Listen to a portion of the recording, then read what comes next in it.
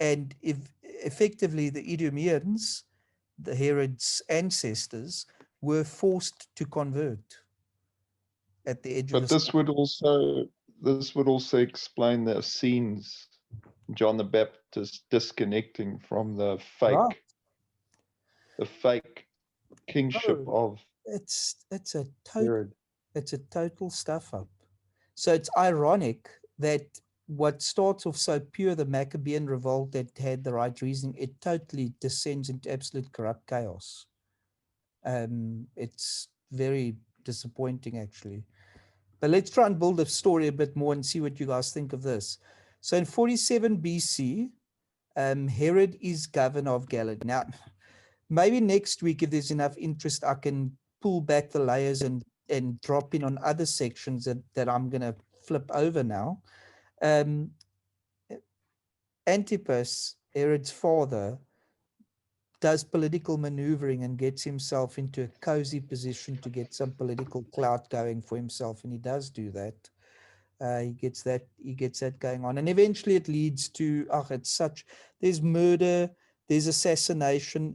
It's so good. I can't even tell you. It'll depress you. I'm serious. It'll depress you. Anyway, Herod gets to be governor of Galilee in 47 BC. By 41 BC, remember now, obviously we're moving from 47 BC, we're moving down to 0, which becomes the common era kind of thing. So just keep that calculation process. 41 BC, Jewish leaders ask Mark Antony to remove Herod. Now, Mark Antony, of course, is a power player in Rome. Judea is a vassal state, and it's been in a tug of war between Rome and the Parthians. We'll get into that too. So these Jewish leaders ask Mark Antony, they kind of like saying, hey, we know you are our boss, kind of. We don't like this Herod guy. But now here's the problem. Mark Antony was well looked after by Herod's father when Herod's father, Antipas, was sitting with a power position. So Mark Antony remembers that. And so instead of actually getting rid of Herod, Mark Antony promotes Herod to tetrarch of Judea. So the problem just gets worse for those poor Jews. Okay, so that happens around about that time. In 40 BC, that's where it gets interesting. The Parthians invade Jerusalem. Now, this is where Rome and Parthia are going to come head to head in a big way. There's a civil war that breaks out. And just take note of this because this is an interesting part of the story. The Parthians send a cupbearer, and tell me if this sounds familiar, why this sounds familiar. Parthians send a cupbearer or apostle, however you want to see it, to suggest a truce with Herod. Okay, Herod did not trust the meeting, and he was right, because then what ends up happening is, so they end up saying, hey, let's have a meeting. We've got this guy, let's have a meal, let's talk. We want to sort out what's going on, figure out, what we're doing. Herod doesn't trust it. He suspects it's an ambush, it's a sabotage, and he was right. Other leaders of Rome, smaller leaders of, within that area, within the general territories around there, get arrested. They get taken into Parthenian, custody. Herod, of course, escapes it because he didn't trust the hand of friendship that was being handed out. Why is that interesting? Because ironically, Herod then turns around and goes and does the same thing to the Parthenians when the wise men will later come, and he says, hey, come and tell me what you found. It's the total, exactly the reverse, just a couple of years later, that fits into the gospel narrative. But I thought it's interesting to show you that this was done to Herod years before. This is the political game that gets played. You can't trust anyone.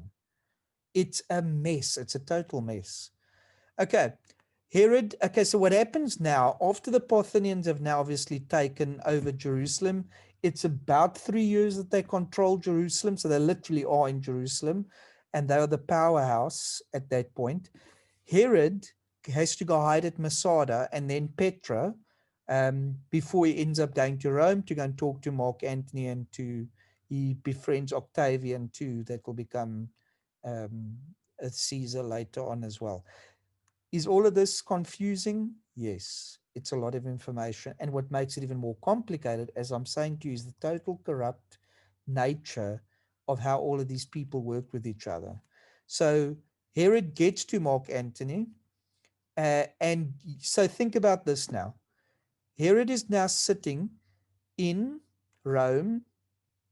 He's he's gotten Mark Antony Octavius to give him backing and to support him. What do they call him? They give him the title King of the Jews. They give him the title King of the Jews while he's not even sitting in Jerusalem. Someone tell me why I can't sit in Jerusalem.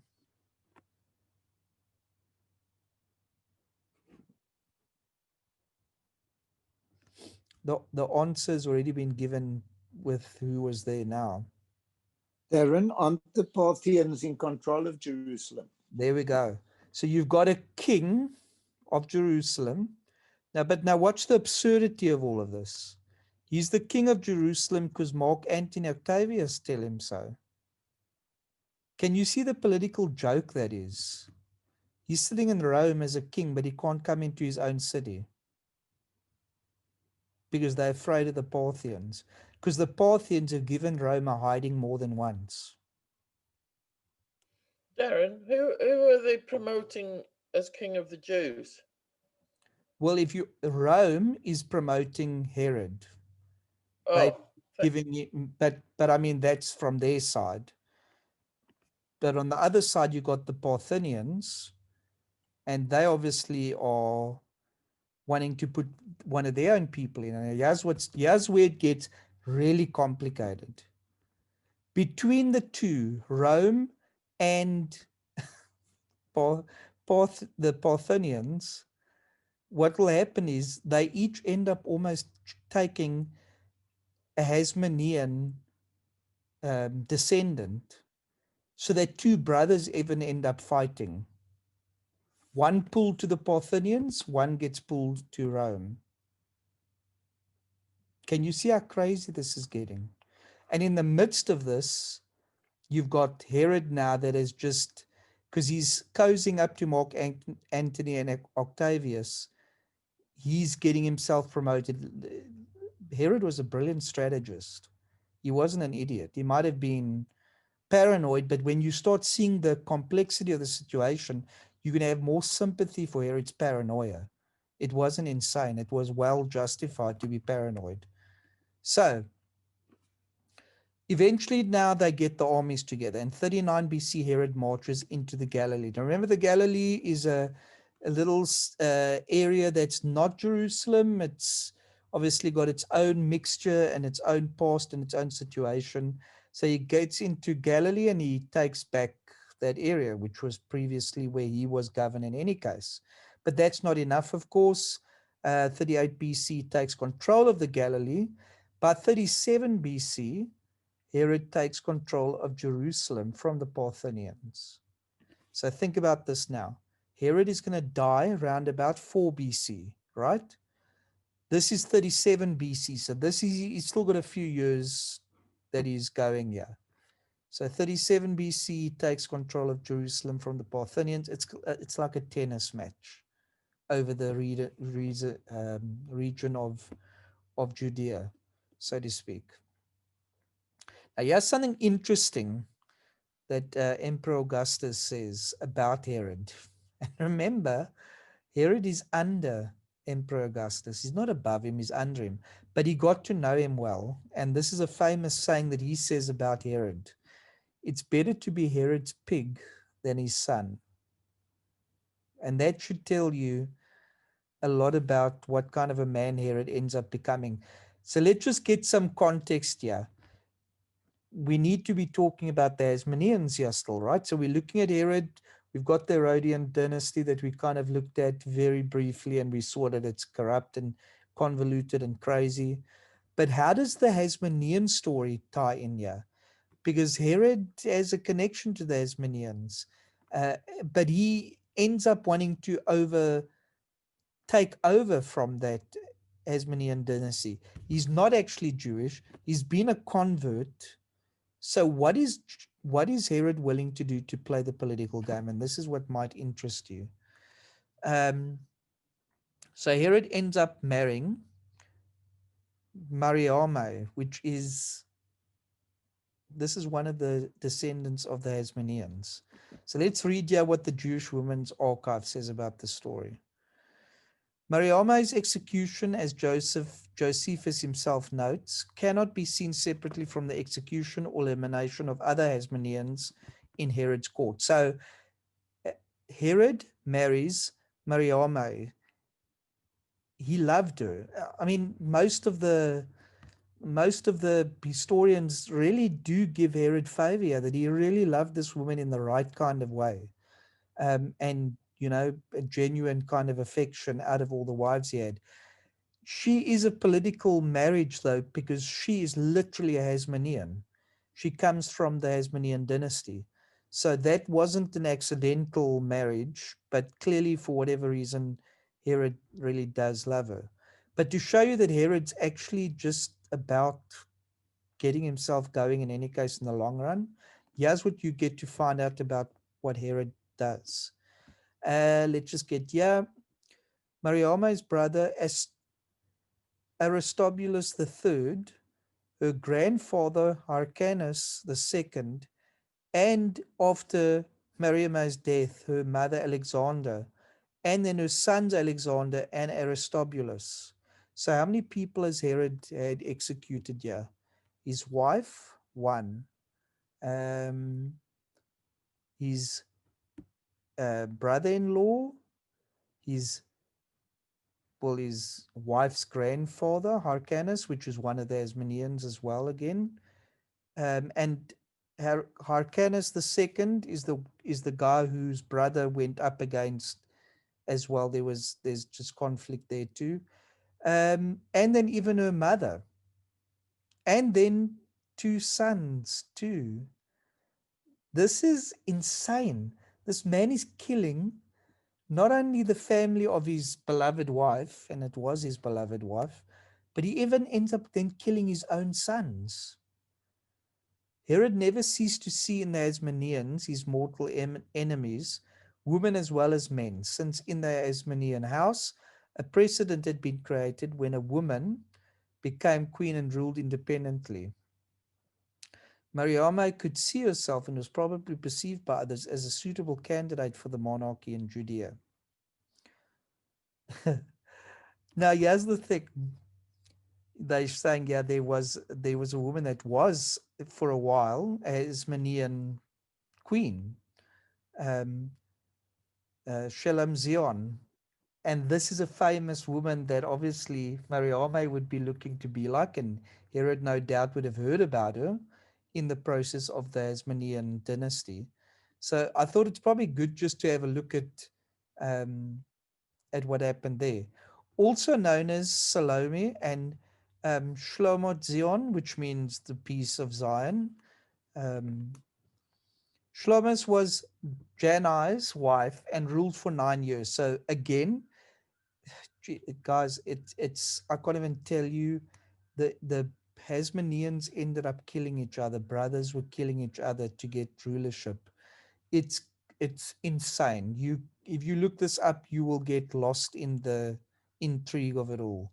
So anyway, this Shlomis was Janai's wife, and she ends up just taking power. She manipulates to get power herself.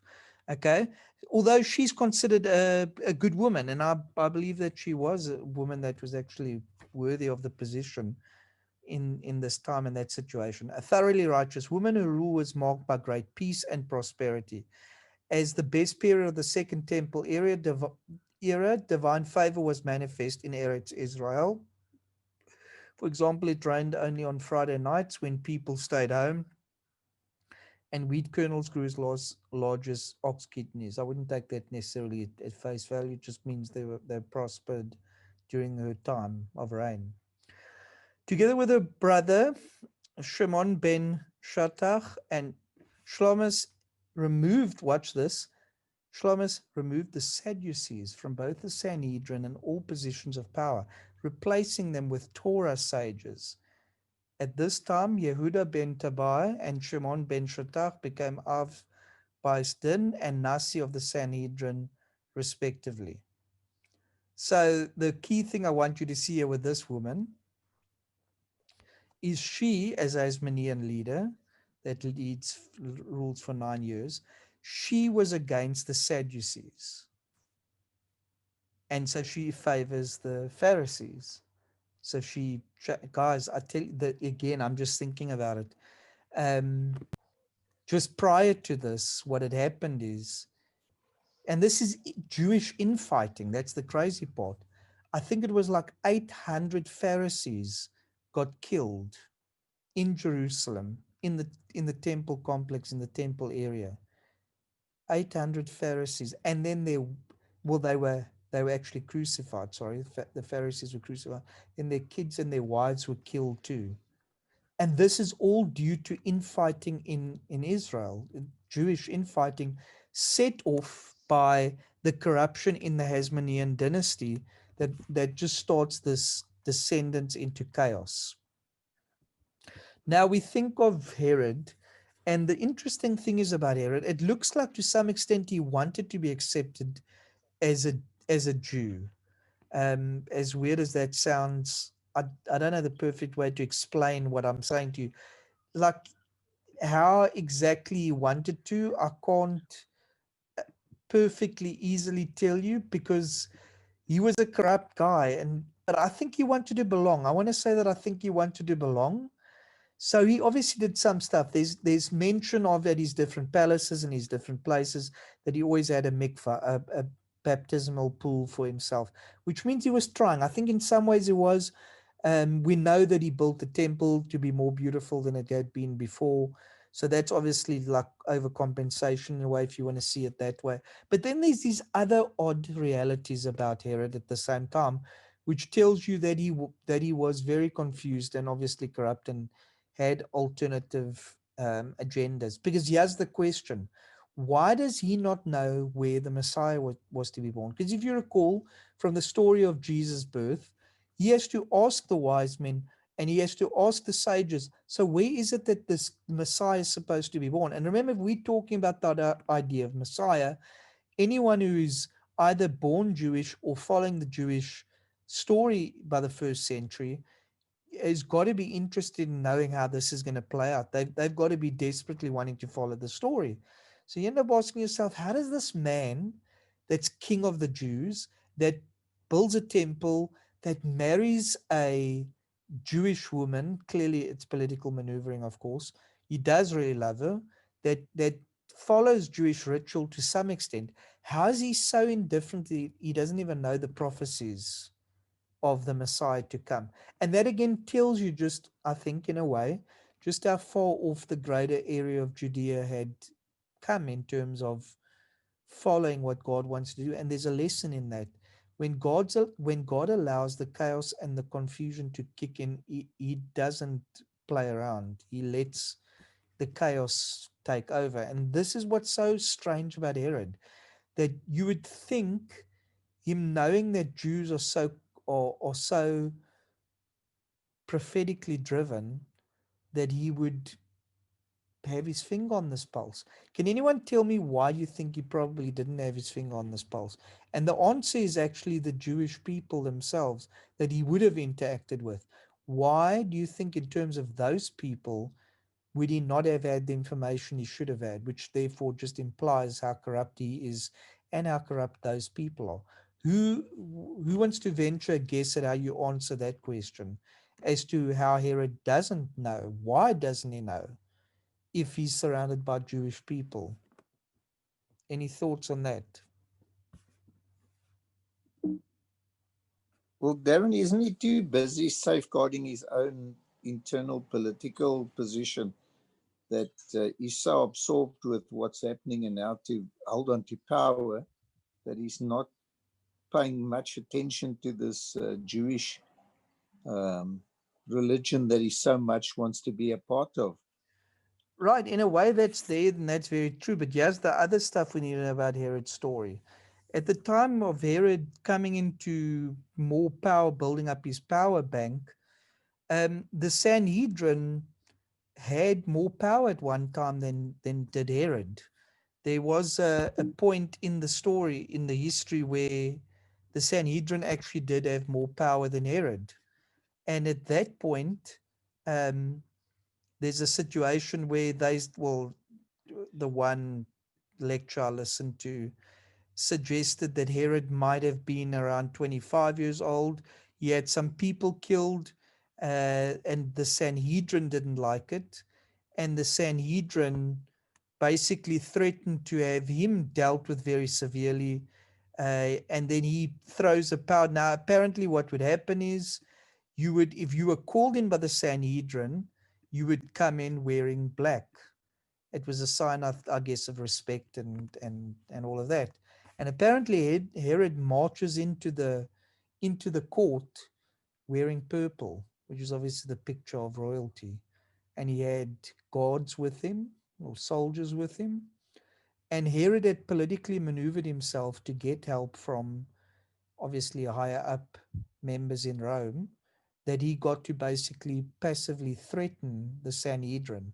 So again, you got this power play, and that's early, that's before Herod's even anything in real power. So obviously Herod, my point is Herod is interacting with the Sanhedrin like he has to. There's no question that he has to, because they were allowed to have some political power within Judea, even as a vassal state of Rome. So the question is, if Herod's in contact with Sanhedrin members, how's no one told him about the prophecy of the Messiah? And it's kind of it's a rhetorical question because they were that corrupt. And the people he's mixing with are that corrupt. Now, the obvious thing that we're going to find is we know that the most corrupt portion of the Sanhedrin, if we remember, the Sanhedrin is made up of the 70 or 71, 70, 71 or 72. There's variations on people thinking of what number it is. It tends to balance out at 71. But I look at Jesus sending out 72 disciples, and it makes me think it could more accurately have been 72. But anyway, point is the Sanhedrin is the ruling council, made up primarily of course, now the Sadducees and the Pharisees. And that's what becomes important, because we now need to distinguish, okay, who are these Pharisees and who are the Sadducees? Because this is where we've got to start understanding the political maneuverings that's going on that undergirds the gospel stories we have. So let's look at this. Before you make your vote, meet the parties. So who were the parties? The Sadducees, Pharisees, Essenes, and obviously we got Rome and Herod. I put Rome and Herod on there because ultimately Rome is in charge. We've given a lot of talk to Herod. We're going to give a little bit of talk to the Sadducees and the Pharisees, more than the Essenes, I'm going to say. So let's look at, if they had to make a poster for the campaign, what would that look like? For the Sadducees, I'm thinking, if you're going to vote Sadducee, I can picture the tagline being something like "Collaborate for a Peaceful Jerusalem," because the Sadducees were sellouts. They were Hellenized. They were heavily influenced by the Asmonean process. This is part of where the Asmonean process gets Greek influence. It's so badly ironic that what starts out to keep Israel pure, the Asmonean dynasty, descends into Hellenism of the worst kind. It's very sad. But that does effectively happen by the first century. So the Sadducean side of the situation, they're the aristocrats, they're the rich guys, they're the guys with political power. And it's a give and take. There was wars between these two, even during the time of the Asmoneans. I've already just told you, 800 Pharisees end up getting killed. And then when Shlomo Zion, the lady, or Salome, if we can call her that, too, when she takes over, she has all the Sadducees removed, and there's a bloodbath. She has people killed too. It's a mess. Look, with her killing, though, it was actually to sort out problems that had been murders that had been instigated while the corrupt people were in charge. So she's actually cleared of that bad label. But let's look at this. Janai ruled for 27 years and completely identified with the Sadducees, even going so far as persecuting Torah sages. The Talmud relates that Janai made a Thanksgiving feast after a successful war and invited Torah sages. At that point, the Sadducees saw an opportunity to eliminate the sages and told Janai, uh, to don the priestly garments of the Kohen Hagadol, or the Kohen Gadol, which is the high priest, before all those at the party. Aghast, one of the rabbis told the king to remove the garments. Now, the rabbis would be obviously the Pharisees, as there was a question whether Janai was a legitimate Cohen. Upon investigation, the rumor was found to be false, but the Sadducees used the occasion to convince Janai that the sages opposed his rule. So here you're getting to see the fight already between the Sadducees and the Pharisees, and they are now doing this in the midst of the Hasmonean king, um, getting him worked up against the Pharisees effectively. Thereafter, Janai killed many Torah sages, and the rest went into hiding. Sadducees then dominated the Sanhedrin, while the true Torah scholars were lost all positions of influence. So there you're seeing the give and take. In another sacrilege, when Janai was officiating as Kohen Gadol in the Bais HaMikdash, which is the holy place, it's the temple complex for Sukkot, on the holiday of Sukkot, he poured the sacrificial water on his feet instead of the altar. The enraged onlookers pelted him with their holiday esrogim, which is the citrons. You know that at that point the etrog gets used. And of course, what had happened was there was a ceremonial way that the Pharisees believed, according to Torah and tradition, how the libation water pouring out had to happen. And to directly show his disdain for the Pharisaical way, the rabbinical way, he goes and pours the water out by his feet and causes them to lose their minds because they're unhappy with him. Whereupon Janai's soldiers, listen to this, massacred 6,000 Jews in the temple courtyard. He also murdered more than 50,000 Jews on other occasions. This is one Jew from the Hasmonean dynasty murdering his own people. This is what's going on. This is the situation as it stands. We turn to the Pharisees. If you vote Pharisee, what would the campaign possibly look like for them? Bring Torah living back to Israel. So the Pharisees are the more down-to-earth, middle-class, neighbor next door kind of political faction, political party. And they, of course, want to uphold traditions. They were trying their best to keep the traditions of Israel going. They were probably more interested in trying to avoid assimilation than were the Sadducees. Not to say that they got that perfectly right themselves, and they were obviously prone to their own sort of corruptions. But the people were more in favor of these guys because these guys lived among them and were more down to earth. And anyone who still had a hope and a love for Israel and a desire to be traditionally Jewish was obviously going to easier side with the Pharisees than they would with the Sadducees. One of the obvious reasons is the Sadducees had sold out to Greece, and then of course we're getting into bed with Rome. So that gave the Pharisees some power, and as we've already seen, one of the Hasmonean leaders, the woman that we've spoken about already now, obviously was prone to be a Pharisee herself.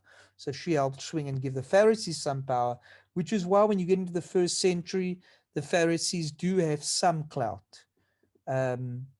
If it wasn't for her, they probably would not have been so influential in the first century as what we find that they are.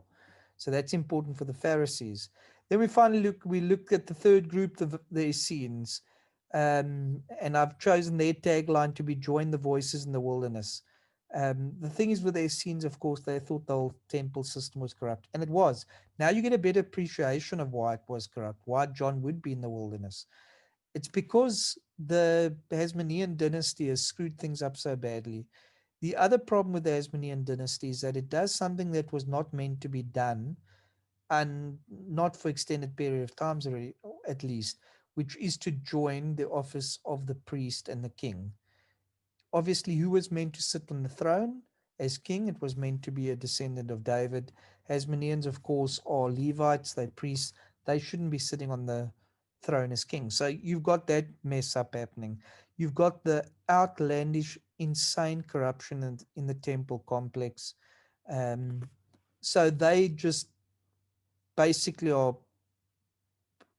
I don't know what you want to call them, rebels with a cause. They are just defecting away completely from the mainstream Jewish life. It's their way of staging a protest, I guess. in a way. So they're moving out into the wilderness, and we know that John, of course, seems to perfectly fit the bill of this. Although we look at Jesus in, and he echoes a lot of the Essene ideas himself, as well as he does for the Pharisees. I think Jesus more leans to the Pharisaical sect than the others, but definitely there's some evidence of Essene values in Jesus as well. So I hope you're seeing with all of this, this is all political. This whole story is political, and it's very messy, as I'm saying. And these three now, the Sadducees, the Pharisees, and the Essenes, these are real political agendas. They're not anything else. They're not just cute labels. These are serious political agendas that are playing out in the first century.